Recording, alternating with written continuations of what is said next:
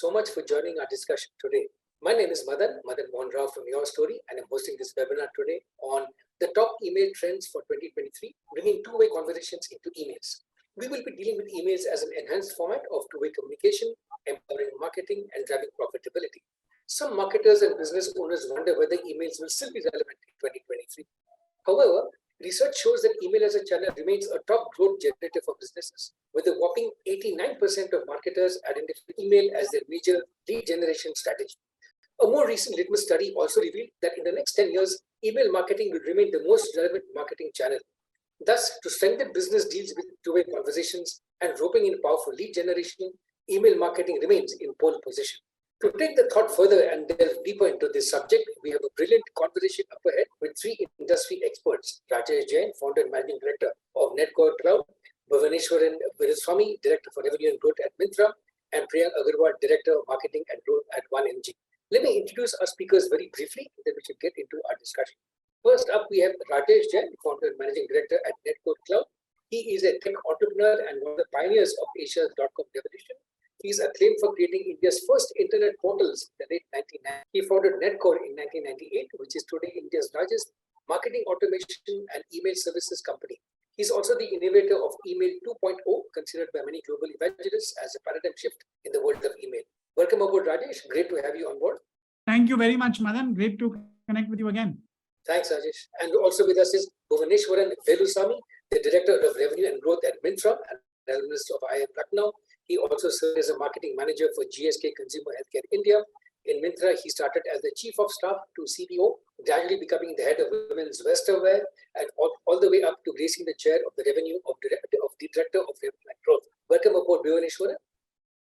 Thank you so much. Very excited to join for the conversation today. Thanks, Bhuvaneshwaran. Also with us is Priyank Agarwal, director of marketing and growth at 1mg. He's a seasoned leadership professional, speaker, and mentor in the marketing domain. He comes with a rich experience of almost a decade in digital marketing, brand marketing, and growth marketing. He has worked in several multiple roles in organizations like IBM, Yatra.com, Z Group, and Housing.com. He has helped organizations grow from scratch to greater and sustainable heights. Welcome aboard, Priyank. Thank you, Madan. Looking for a fruitful discussion from the panelists. Thanks. Great. Now that we've got all speakers aboard, let's get on with that discussion. My first question is for you, Rajesh. You have been a pioneer of the email industry and have witnessed all the highs and lows of email evolution over the past decades. What does the future of email look like to you? Rajesh, over to you. Thank you, Madan. So email has been around for a long time, and for the last 10 years, like Madan said, there have been rumors of its impending death. And the reality is email continues to grow from strength to strength as a channel. And I think one of the innovations that we're going to talk about today is, I think, going to take it to new heights. And that idea is around making emails interactive. It's called AMP.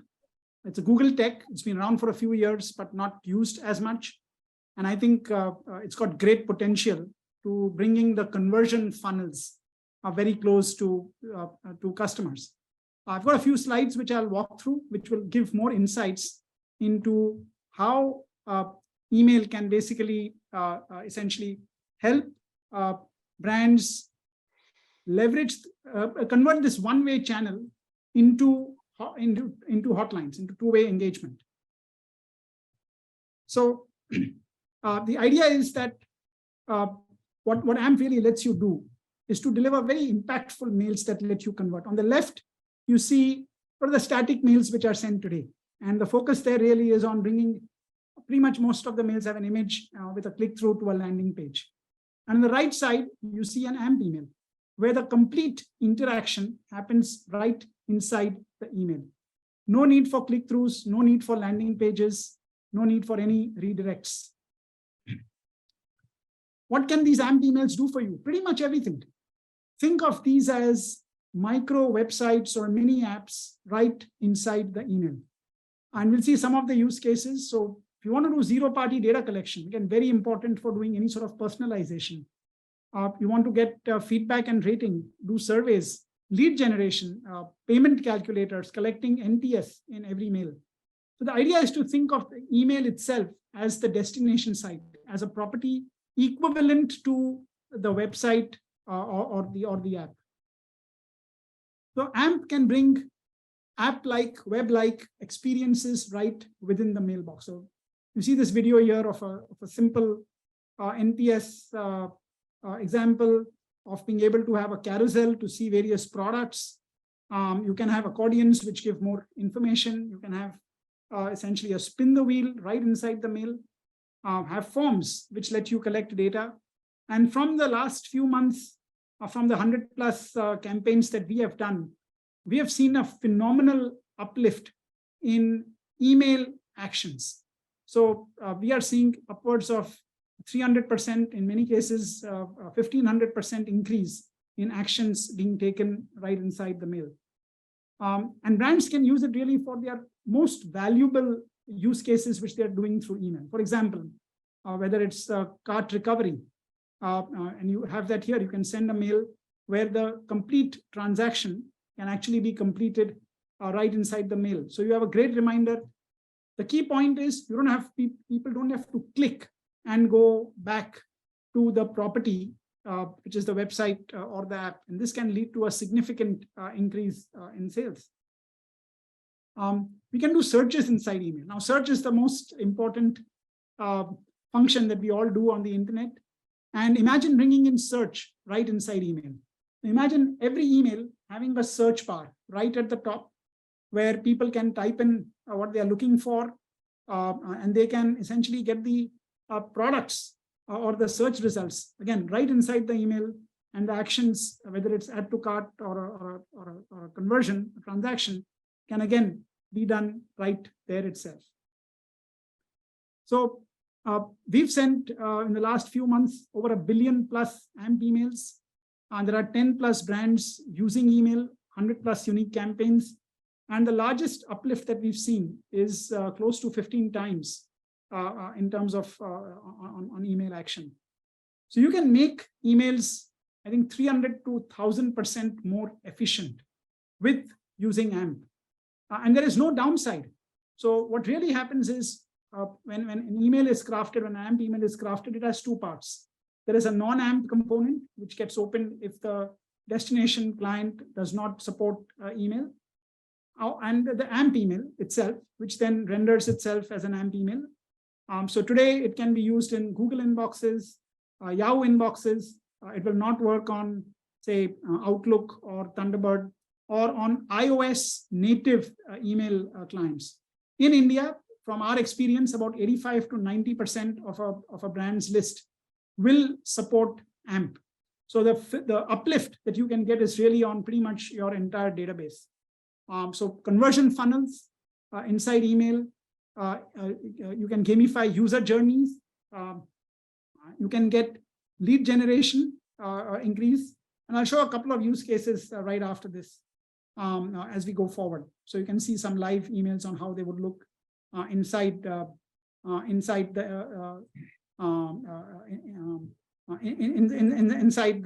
inbox. So some of the examples which I showed you. Now here's MoneyTap using it for a gold loan calculator. Okay, so I come here, and all these mails render absolutely fine on mobile also. So you can come here, you can see changing, and you see the numbers change right inside the mail. We have a HDFC Bank which has used it for an EMI calculator, and then of course you can request a callback and the lead is registered. So they've seen a phenomenal increase in leads from this.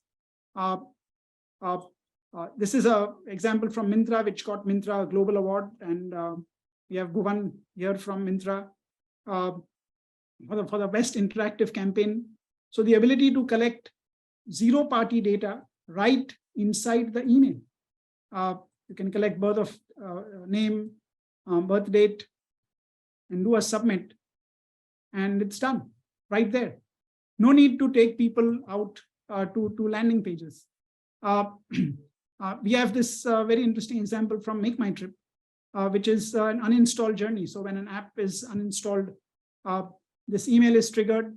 And I think that's a very powerful use case to generally think about, how journeys can essentially drive AMP emails. Pretty much every email can be thought of as an AMP experience. So I can come here, select, and then do a submit, and that's it. So no need to tell people. I mean, we all get these mails, where you have to click through to a separate site and then go there. So lots of such examples are there. This is an example of collecting NPS rating. So you can in fact include an NPS amplet, as it were, in every email that goes out. So all that people have to do is just a single click and they are done. And in this case, we've added a small incentive in the form of atomic rewards. You can collect zero-party data right inside the mail. Again, zero-party data, like I said earlier, very powerful for helping personalization. You can make it into a journey itself. So if you need 20, 30 parameters about a user to help personalize, just ask them. You can have gamelets inside email. So there's an example where people could play roulette, and these could actually, instead of numbers, you could have brand widgets or brand icons. We can have quizzes out here that can be there, again, incentivized. You can have rate this email. Okay, so people can basically just do it right here. Scheduling appointments. Instead of telling people to click through to our website, you can have ads where the appointment date and time can basically be picked up or be suggested by a user right inside the mail, and they're done. So I think we are seeing we'll see a new era. Madan, you had asked, how does email look like going forward? I think what we are going to see is, I think the biggest trend of 2023, according to me, is the idea of interactive emails, bringing in interactivity and what really has been a one-way channel, thinking of the email channel as a hotline. And this is very important because one of the biggest challenges that most brands face today is that new customer acquisition costs are rising by almost 40-50% year on year. And a lot of that is happening because there are difficulties in bringing the brand's face in building deep relationship with existing customers. So what AMP can really do is solve the twin problems of attention recession and data poverty. It can drive 300 to 1,000% increase in actions inside of the email, as well as help collect a lot of first zero-party data, which can help do omni-channel personalization. I'll stop there. Back to you, Madan. Hopefully that gave you a good overview on what I think is the biggest, hottest trend of 2023 in email, AMP. Thanks so much, Rajesh, for setting the context so well and those examples also. And I learned a new word from you today, amplet. I'm sure we'll learn much more. The audience will learn much more during the course of this webinar. So thanks once again, Rajesh. We've also been hearing a lot about the impending demise of cookies for some time. Cookie depreciation now seems real, with Google declaring that they will phase out cookies from Chrome in a year or so. So these third-party cookies have been the primary mechanism for building and measuring digital ad campaigns. And with them going away, there's bound to be a shift in the critical balance between ad tech on the one hand and martech on the other hand. So let's now bring in Bhuvaneshwaran into this discussion. Bhuvaneshwaran, in the e-commerce world, how do you see the value of email as a primary identifier going up? Bhuvaneshwaran? Thanks, Madan, for the question. See, I want to touch upon a slightly broader aspect of how emails have kind of changed, right? Taking from what Rajesh was talking about, clearly, I think as marketers, as those responsible for driving revenue, the way traditionally we've looked at marketing is email marketing is that, see, it's a one-way communication, right? It's not something which is not exciting for the customer. And it's not something which is very here and now and transactional, right? For example, I've looked at email marketing as a channel which is a slow burn, right? Like you send a message, you build perspectives and perception about the brand over a period of time, you drive engagement. Then how do I get returns out of this channel, right? That's been the big question mark. And all of it starts from, I think, being able to create excitement around this communication in this channel with the customer, right? And with I think the emergence of multiple other modes of connecting with customer in digital marketing, non-commerce engagement, modules for brands, etc. Email has kind of over a period of time become very unexciting and very boring, right? That's been the traditional view, right? I think one very clear thing that I can see is one, I think the part around cookie depreciation, etc., etc. I believe that there has always been a very cleaner worldview to using emails, whether I'm a user or a customer on a platform, right? And how brands have also chased customers on the digital marketing platforms. It's been a lot more cleaner when you've used user provided or customer provided identifiers like emails, and phone numbers. Obviously, we understand the pitfalls of using phone numbers and chasing customers in digital marketing domains. So that, I think, with that shift, I see that the cleaner identifiers like emails will definitely rise back in popularity again. That is one part of it, right? Second thing is that I think whatever Rajesh spoke about on AMP, in fact, I saw many use cases which were demonstrated. The Netcore core team had actually taken me through some of them earlier in the year. So very exciting to see the multitude of possibilities on AMP. It's very exciting, right? Just as a user, right? If I just do not wear my head as a digital marketer or as a revenue head, it's very exciting to know that brands can actually reach out to me at a place and time, and I'll be comfortable interacting with that email with that medium, and they can actually add and deliver more value than what is today being done, right? What are the modes of communicating on email today? It could be transactional. I might send a coupon to a user, right? Or I might send an operationally transactional email, which is, this is the date. These are the details on your order delivery, right? These are the details on your invoice, etc., etc. That was the first step in how emails were used. For example, a brand or a platform like Myntra is today looking at using emails to groom customers over a period of time. How do we do that? For example, I have cohorts of customers, right? There are certain customers who are deeply engaged with Myntra as a platform. There are customers who, who require a lot of information to be delivered to them even before they start browsing catalog on Myntra, etc., etc. And all of this cannot, for example, be sent on a push notification or cannot be put on a banner ad in digital marketing, right? So we use email as a predominant medium to kickstart, for example, top of the funnel where the delivery of information needs to be more detailed, right? Or where the change in perception that I expect from a user or customer is far deeper than what can be done with one text message, etc., right? So this has been the usefulness of email. The barrier has always been that what can actually be accomplished in terms of exciting the customer and engaging with the customer on email. I think the barrier is getting beautifully broken with what Rajesh has demonstrated here. I can clearly see that this enables marketeers to transport large parts of lower ends of the funnel directly into email, right? So customer might, for example, not be already fully developed with the shopping intent, but you can still pick you the curiosity and get them to look at your catalog or look at, for example, let's say a new gamification that you brought on your platform, right? So amazing possibilities there. The other thing is that just in terms of knowing customers, right? Today, I will have to let the customer perform a variety of actions on my app to understand more about the customer, right? I think email is a slightly more naturally conducive platform where the customer is in their own element, where I can actually seek more information, right? It helps me deliver a lot more personalized, customized value to the customer in the future. So in my mind, yeah, I think having these abilities and capabilities in email kind of opens up a new world of possibilities for marketeers. How we use that, balancing it obviously with the fact that attention recession is here to stay, and customers will still want maximum value delivered for the time spent on any particular marketing channel. That I think will define how this will add value to marketers like us. Thanks, Bhuvan. Thanks for bringing up the different kinds of capabilities and connecting them to actual impact as well. Let's now turn to Priyank. Priyank, adapting to the changing consumer needs and priorities, what do you think would be the paradigm shifts in email marketing with reference to the marketing domain? Priyank? I think both Rajesh and Bhuvan have set the ground and have given us a very good insights over the email marketing. See, we have been seeing email marketing from multiple years, right? And when you open your email box, whether it's a official email box or whether it's a normal Gmail, the email box is flooded with the messages, with the promotional messages and all type of messages.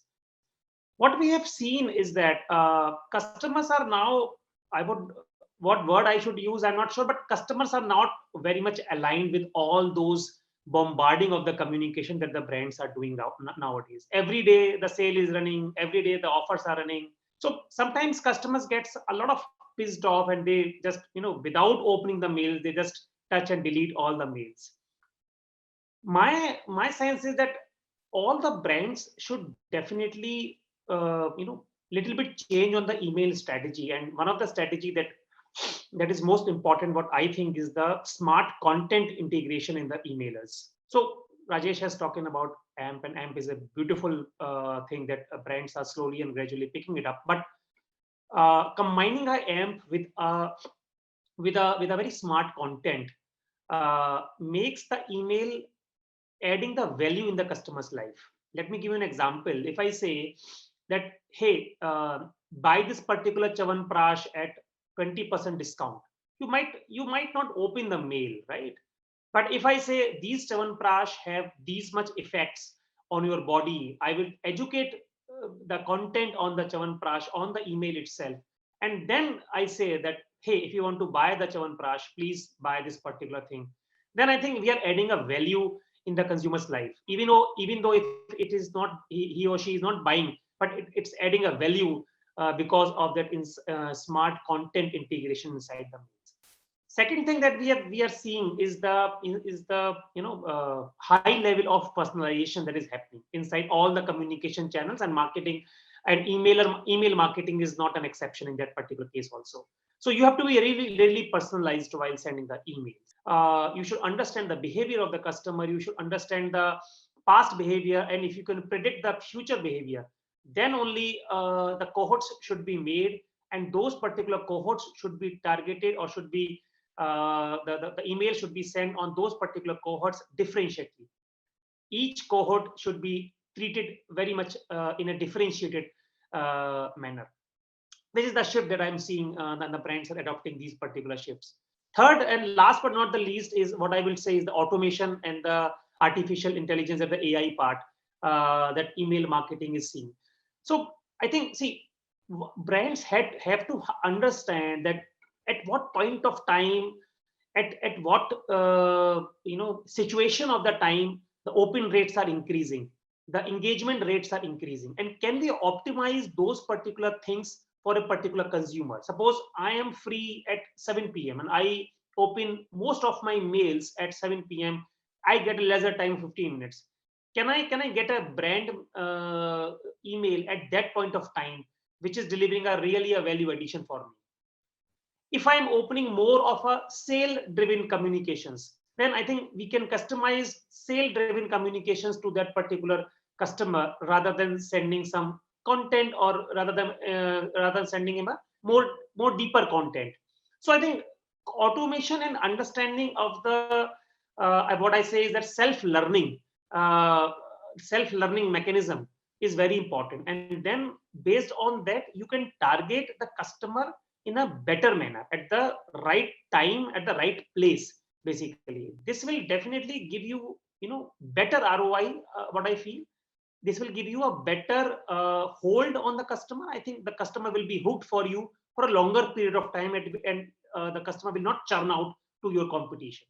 So I think these are a few paradigm shifts that I'm seeing in the email marketing, and I think email marketing is not dead as of now. It has a long future, but it needs a revamp. Definitely, it needs a revamp, and multiple brands are adopting these revamps.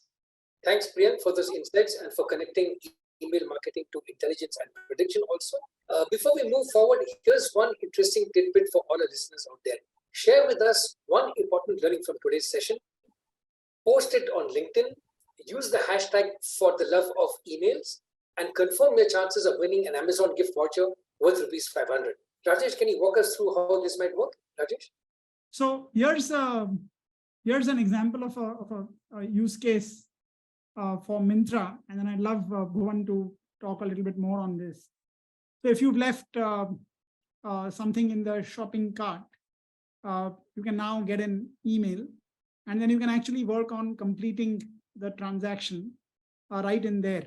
In fact, we are working to even get payment integration through some of the payment service providers, so you can make payments through, of course, UPI or cash on delivery, etc. And I think this becomes a very important use case because it sort of at the bottom of the funnel. I think that Bhuvan had mentioned about. Bhuvan, you want to walk us through on the possibilities on what can be done out there?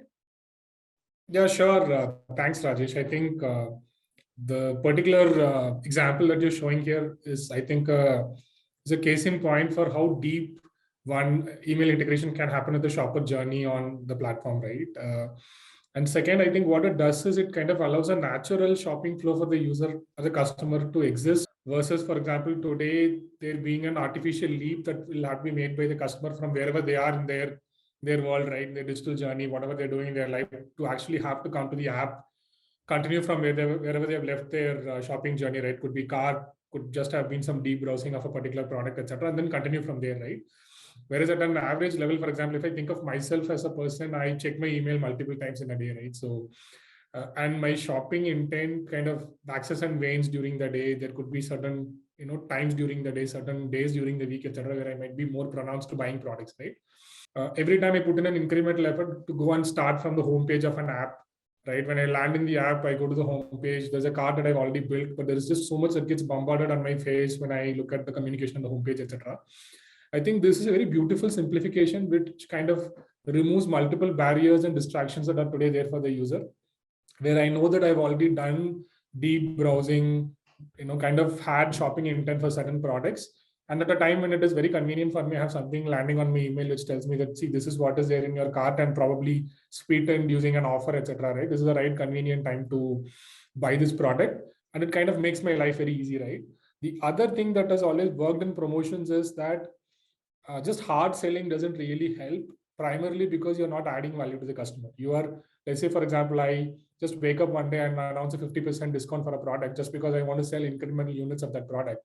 Does not really add value to the customer. But when I do it in a very personalized and customized fashion, for example, a customer has added an item in a cart, and I know that the customer had shown interest in that product, but for whatever reason, they could not just complete the transaction. Now that product is running out of stock on Myntra, right? So when I'm able to reach out with a communication to the user saying that, see, this is in your cart and it's running out of stock, or we are running a central discount and sale, and it's going to be available at 20% extra discount for just next 5 hours or one day, etc., etc.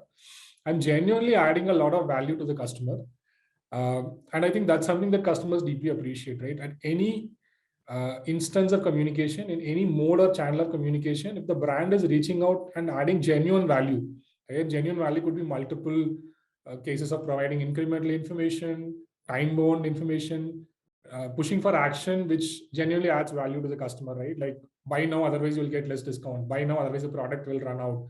Or there's a, like, I want to give this example, it's a great example from Myntra world. Myntra did a collaboration with H&M and launched H&M Sabyasachi collection about a year and a half back. And it was a limited edition collection, and we had some 10,000 units. And like, we all thought it's a very low quantity, but we might end up selling for the entire day. But believe me, when we launched it, the entire product got sold off in 30 minutes, right? Now, when we then went back to customers and spoke to some of H&M's top customers on Myntra, they were like, why did we not know that it was going to run out in this 30 minutes, 45 minutes, 1 hour, etc., right? And obviously there are, a lot more immediate channels through which we can reach, etc. But for example, heads up on email could have helped a lot of them, right? I think embedding the funnel, especially the lower ends of the funnel, in personalized communication medium like email, genuinely adds value to customers. And it kind of also makes business communication more meaningful, right? So all of us, right, like, we have this very different way of looking at our email. If it's personal email from friends and family, it has just so much value and importance. But if it's email communication from a brand, right, and typically these are promotion communications, right, X percentage off, buy one, get one free, launch of a particular product, which might not just be interesting for me as a consumer. What typically happens is the customer is not really interested. I mean, people look at it as spam, right? I think the future of email itself rests in how we can deliver more relevance to the customer and add and deliver more value to the customer in this channel. And as we do that, the distinction will start getting blurred, right? Because customers will truly feel that the communication from brands are also a part of their natural lives. Like, I engage with this brand, but I'm getting only relevant communication from the brand, not just some random, nonsense from the brand. I think funnel integration in email is a very beautiful way of doing it, because you're acting on pre-existing intelligence on where the customer has shown interest, and then you're just nudging them to, just take the next incremental action, which again will add value to them. So I think what Rajesh you showed is a very beautiful way of, kind of doing it. One is to say that, this is in your cart and it's running out of stock, or we're showing incremental discount, or this new payment mechanism has been enabled, which you've always wanted. Why don't you come and try that out? I think brands, like a lot of brands internationally, have used it as well to create user-generated content also, right? Brands have asked users to come and create content on the app, but then it requires a lot of effort from the user to come. Let's say one fine Sunday, I feel like doing some creative work. I don't really like going to 5 different apps and generating content on the app. but I'll anyway check my email. Imagine having something landing there, which is custom made for me to just input certain things and create my own tailor-made t-shirt design or trouser design, etc. Right?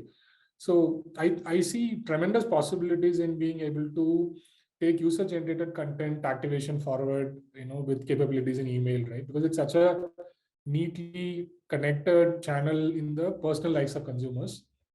So yeah, Rajesh, I think that was a very valid and relevant demonstration of what email can add in the user journey. I have one more point to make to Priyank. I think the point that you had made about Shravan Prakash and the fact that it's possible to give more information. And this is another example of what can be done, where you send an email with multiple products. I think this idea of just add to cart below every item that we are sending, I think can be a real game changer. It's a very simple way to think about there. You could even have a link or a accordion type thing where a small arrow can actually expand additional information, which typically otherwise I would have to go to the website for doing it. And therefore, what can a starting framework, and I'd love your inputs on this, Priyank. A starting framework to think about how to integrate AMP in emails could be there are two possible approaches. One is to look at the emails giving you the best ROI at this point of time. How can AMP make that better? What are new use cases that AMP can enable? For example, search. No one has ever seen search inside email. The second way is to look at transaction mails. Can we have an NPS going out with every email? Brands value NPS a lot. That can be put in the footer. Then you look at journeys where the integrations can happen. And then, of course, the promotional marketing messages that are there. So Priyank, would love to get your thoughts on how brands could really move forward with some of these ideas. Okay.